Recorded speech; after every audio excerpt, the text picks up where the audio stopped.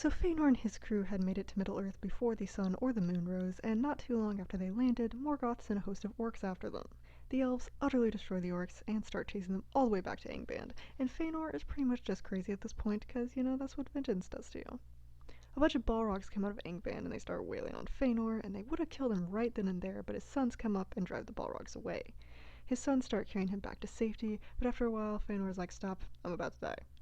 So seeing with the foresight of death, Fëanor realizes that no power of the Noldor is ever going to overthrow Morgoth, but he doesn't care, and as he dies he curses Morgoth again and tells his sons to stay true to their oath and to avenge him. Then he dies and his body is instantly cremated because his spirit was just that fiery. Also at this point, the Noldor run into some Sindar, and the Sindar are like, whoa, you guys are so cool, we're so glad you came.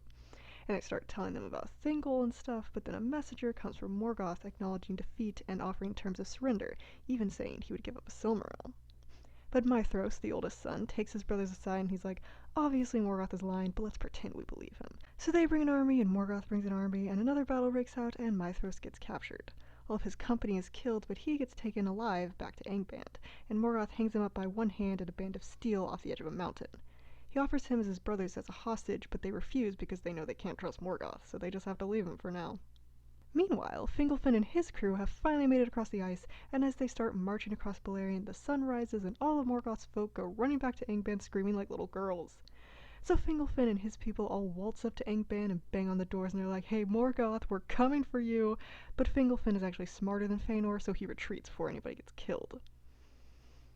Then Fingolfin finds the sons of Fëanor, and things are a little tense, you know, because of the whole burn ships thing, and fighting almost breaks out, but Fingolfin's people way outnumber Fëanor, so the sons retreat and leave the other elves alone.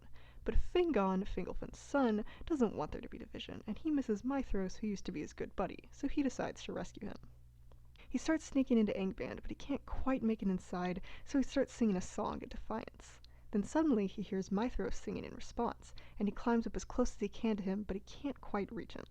So Maethros begs Fingon to kill him, and Fingon, seeing no other option, draws an arrow and prays to Manwë that it ends Maethros' life quickly. And Manwë answered his prayer, but not quite the way he was expecting. Manwë had sent the race of eagles to keep an eye on the Noldor, and now Thorondor, king of the eagles, swooped down and picked up Fingon and carried him up next to Maethros. Unfortunately, try as he might, there was no way Fingon could get Maethros' hand out of the iron band it was stuck in, so finally he cut his hand off and Thorondor carried both of them away. So eventually Maethros heals and he's just as good fighting with his left hand as with his right. Everybody's like, wow Fingon, you're awesome, and so the rift between the houses of Fëanor and Fingolfin is made just a little bit smaller. And Maethros even gives up the kingship of the Noldor to Fingolfin to try and apologize for that whole burn the ships business, although not all of his brothers are entirely on board with that. Thingol, however, is not super thrilled about all these high and mighty Noldor showing up in his territory and thinking about laying claim to it. He refuses to even welcome them into his kingdom, except for the sons of Finarfin because they're actually his grandnephews. Finarfin married the daughter of Olwe, Thingol's brother. Angrod, one of Finarfin's two irrelevant sons, pays Thingol a visit and talks to him about the Noldor, so finally Thingol says, you guys can have this area and this area and this area. I'm not going to bother confusing you with geography. But you can't just waltz in and take whatever you want, because I am the king of Beleriand. Thank you very much.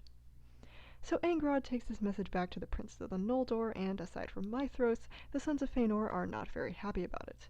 Caranthir is like, what do we care? Finarfin's sons can deal with this dark elf, but we won't. Then Angrod gets mad and leaves, but Maethros calms his brothers down and tries to keep good relations with the other Noldor, although he is still bound by that pesky little oath. So the sons of Fëanor set up a watch against Angband, and for the most part keep to themselves so that there isn't a bunch of infighting between the elves. About 50 years after the first rising of the sun, Turgon goes on a road trip with his good buddy Finrod, and when they sleep for the night, Ulmo gives them dreams which makes them a little uneasy. They both start searching for a safe, guarded place to gather strength, because even though things have been pretty great since the Noldor arrived in Beleriand, Morgoth is still a thing and they want to be prepared. So one time, while Finrod and Galadriel are visiting Thingol, Finrod is like, wow, Menegroth is really cool, and he talks to Thingol about his dreams. Thingol recommends him to the prime real estate in the region of Narog, and there, with the help of the dwarves, Finrod carves out the stronghold of Nargothrond. Because of this, the dwarves give him the name Felagund, Hewer of Caves, and they also make for him the Nauglamir, the necklace of the dwarves, which will be real important later on. Galadriel chooses to stay in Doriath, and there she becomes good friends with Melian and learns a lot from her. Meanwhile, Turgon is thinking a lot about the elven city of Tirion back in Valinor, and after being guided by Ulmo, he finds a hidden valley in the middle of encircling mountains.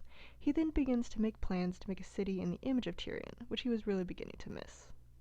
Now Morgoth is like, all these guys are doing is wandering around and building houses, so now's the perfect time to attack.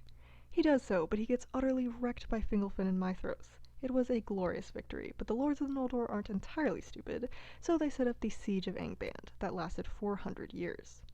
No orcs dared come out of Angband's gates, but it was impossible to entirely circle the fortress, so Morgoth still found ways to send out his soldiers and spies, and war never really stopped during those few hundred years. At first, Morgoth would send out a larger assault every 100 years, the first time it being a pack of orcs and the second time his baby dragon, but both times Fingon destroyed them, and Morgoth finally stopped any open assaults for the remaining 200 years of long peace. So all of Beleriand began to flourish, and in many places the Noldor and the Sindar intermingled into one, although they still had their creative differences. The Noldor loved to craft and create, but the Sindar loved to wander and sink. Okay, so basically this chapter is just this is this area and this guy ruled it, but I already said that I was going to try and confuse all of you with geography and the 37,500 names that Tolkien came up with, so forget it. You'd never remember all of it. We're just going to end it here.